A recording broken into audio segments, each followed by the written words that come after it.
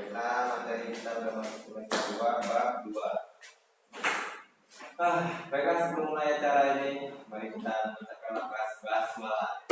Bismillahirrahmanirrahim. Siapa yang dihadirin? Uung lagi, kenapa dia? Gak tahu Pak. Nikah. Baiklah, ketua kelas siapa tuh kelasnya? Saya Pak. Ibnu dulu. Ibnu Ad. Oke. Baiklah, sebelum kita memulai pembelajaran pada pagi hari ini, ada baiknya kita berdoa terlebih dahulu. Berdoa mulai. Berdoa selesai. Oke, Bapak tulisnya hapus dulu Gi. Oke Pak. Yang kertas aja kalau nggak ada. Yang kertas banyak bisa Pak.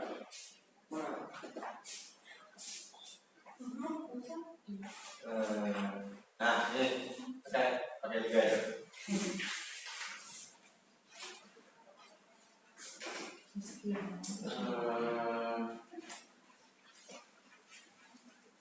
Baiklah, sebelum masuk materi,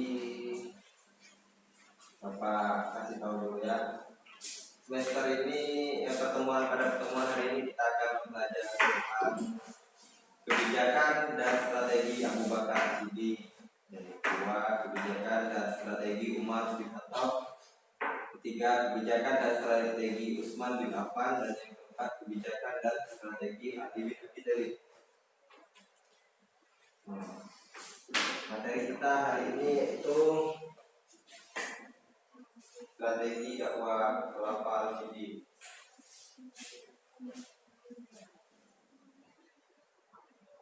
Strategi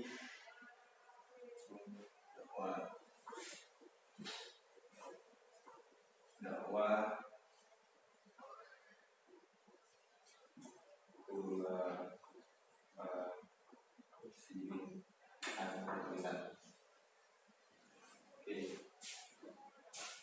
Ada yang tahu tentang materi ini? Enggak bagus. Jadi Bapak bisa ada kerjaan. Oke, yang pertama tadi kebijakan strategi Abu Bakar Siddiq.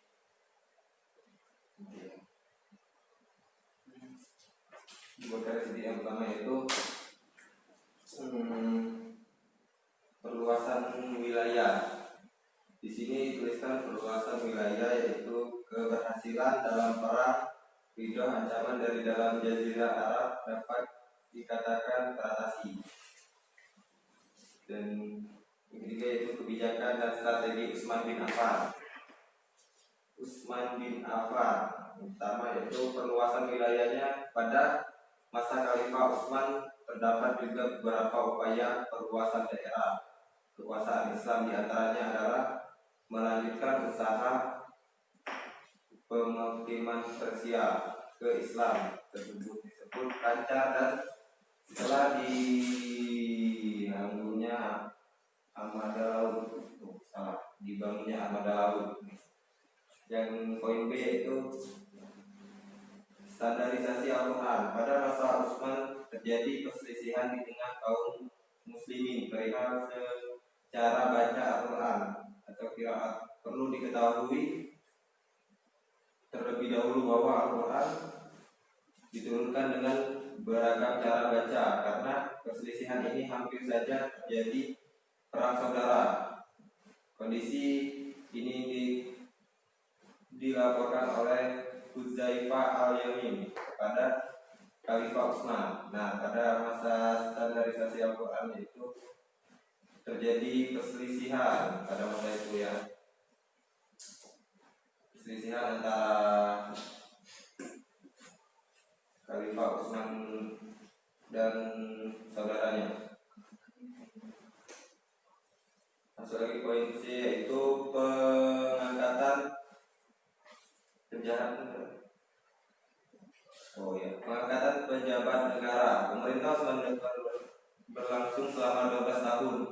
Pada paruh terakhir masa Khalifah muncul perasaan tidak puas dan kecewa di kalangan umat Islam terhadapnya berbeda dengan kepemimpinan Umar. Poin D itu pembangunan fisik. Meskipun demikian tidak berarti bahwa ada masa Utsman tidak ada kegiatan yang penting. Utsman berjasa membangun bendungan untuk menjaga arus banjir yang besar dan mengatur pembagian air ke kota-kota. Pada masa Utsman bin Affan, berarti dapat kita simpulkan bahwasanya terjadi pembentukan Al-Quran, terjadi selisih, dan pembangunan juga sudah merata pada masa Khalifah Utsman bin Affan. Nah, dan yang masuk ke poin keempat yaitu kebijakan dan strategi Ali bin Abi Thalib. Bapak jelaskan sedikit ya. Kebijakan dan strategi Ali bin Abi Thalib yang pertama yaitu penggantian pejabat lama dengan yang baru. Dan yang poin yang kedua yaitu penarikan kembali tanah dia. Poin C itu menghadap para pemberontak. Berarti di sini tinggal Bapak sudah menjelaskan. Berarti tinggal kalian yang mengerjakan. Baiklah. Kalian mau tanya jawab dulu atau diskusi dulu? Diskusi dulu, Pak. Diskusi dulu, oke Bapak. Kalau mau diskusi ya diskusi aja dulu buat satu kelompok aja, bersama banyak. Pelajari tentang yang poin yang pertama tadi, kebijakan dan strategi Abu Bakar As-Siddiq. Kemudian Bapak akan menanyakan pada kalian.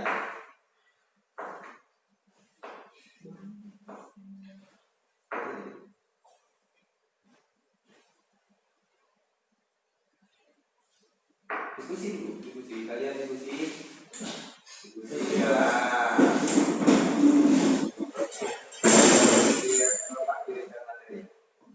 Oke.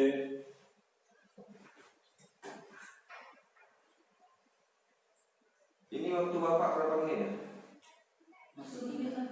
Masih berapa? 2 menit lagi, Pak. 2 menit lagi. 10. 10 menit lagi. Oh, masih lama. Terus saya kasih materinya ke Wiwin, tinggal pelajari. Nanti Bapak tanya tentang kebijakan dan strategi Abu Bakar As-Siddiq. Ya, Pak. Diskusi saja. Sudah masuk belum, Win? Sudah, Pak. Sudah ya? Ya.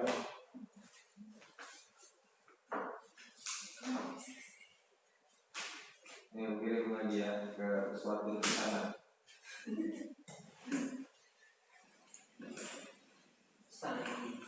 Di halaman 87.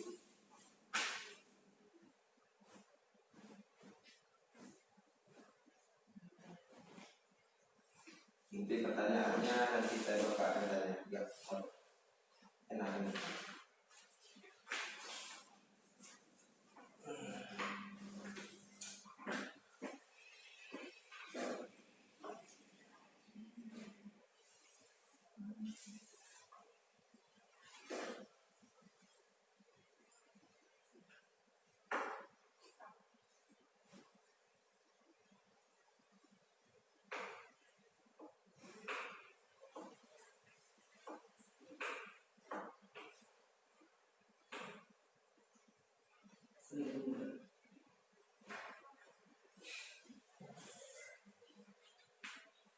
Coba, sudah. Belum. Sudah.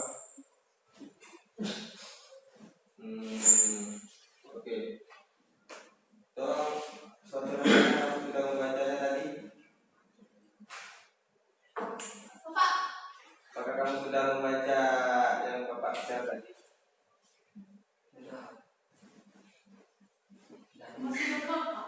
Masih belum.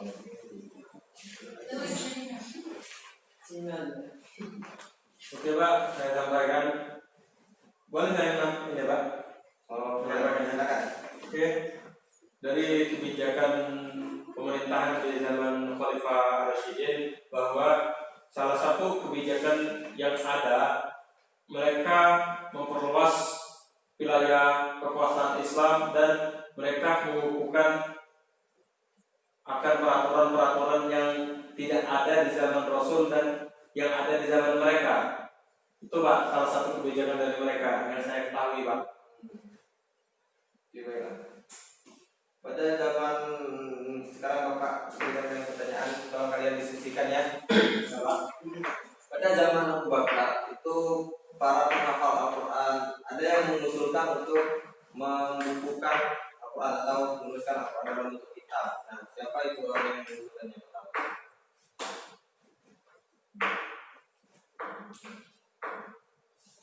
Kalian diskusikan lagi, nanti baru presentasikan lagi. Ya, Pak.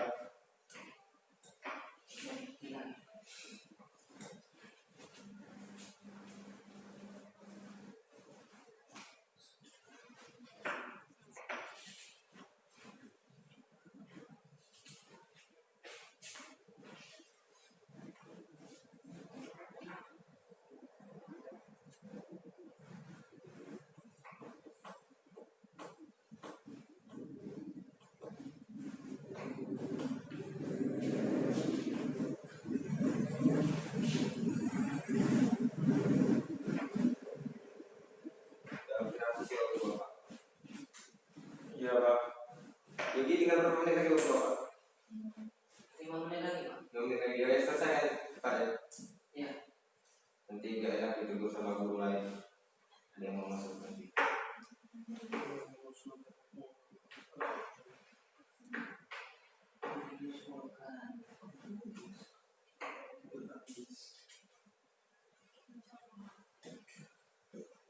Kalau dijawab pakai presentasi ya, jangan hanya jawab. Yang mengusulkan ini Pak, sama. Tapi dipresentasikan sedikit. Saya katakan sedikit. Kenapa dia mengusulkan? Pasti ada kan?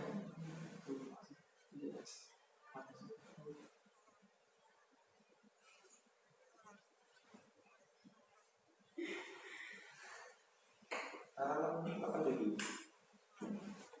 Kalian buka halaman 87. Nah, di situ. Yang materi tentang strategi Abu Bakar As-Siddiq, buka yang itu.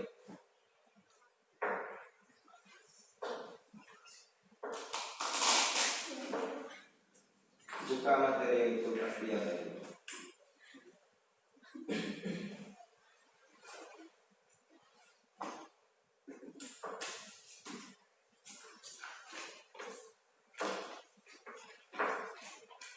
Oh ya, habis ini kalian baca apa? Fikih Pak. Musisi ya. Ya.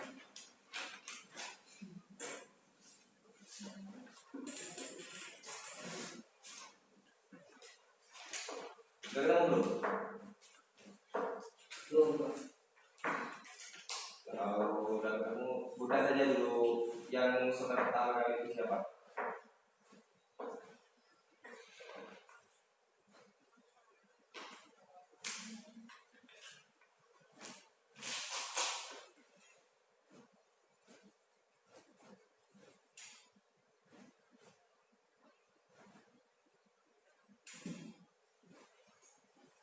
Oh, yang ingin membukukan Al-Quran itu yaitu Umar Pak.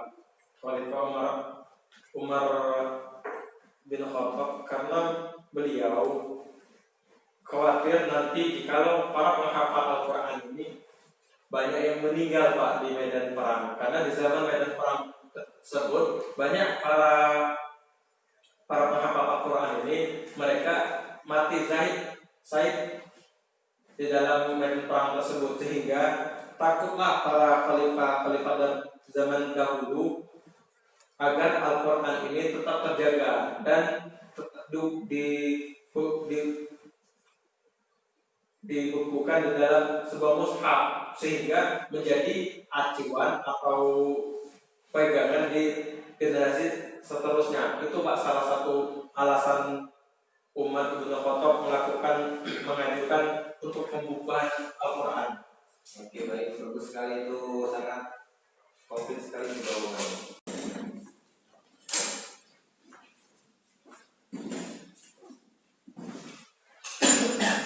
Oke, baiklah. Kesimpulannya dari diskusi hari ini yaitu dari ada beberapa perbedaan dari kebijakan strategi Abu Bakar, Umar bin Khattab, Utsman bin Affan, dan Ali bin Abi Thalib. Mereka mempunyai kebijakannya masing-masing. Yang pertama itu Abu Bakar adalah seorang figur pemimpin yang memiliki jiwa bersih, jujur, dan sangat demokratis, siap dikritik dan diberi saran, peduli terhadap keselamatan dan kesejahteraan umat. Apabila sosok pemimpin seperti Abu Bakar ada pada masa kini, pastilah kemakmuran dan keadilan akan merata pada setiap lapisan masyarakat. Itu yang untuk Abu Bakar As-Siddiq. Anak-anak paham untuk Abu Bakar As-Siddiq? Ya, Karakter kebijakan yang dibuatnya.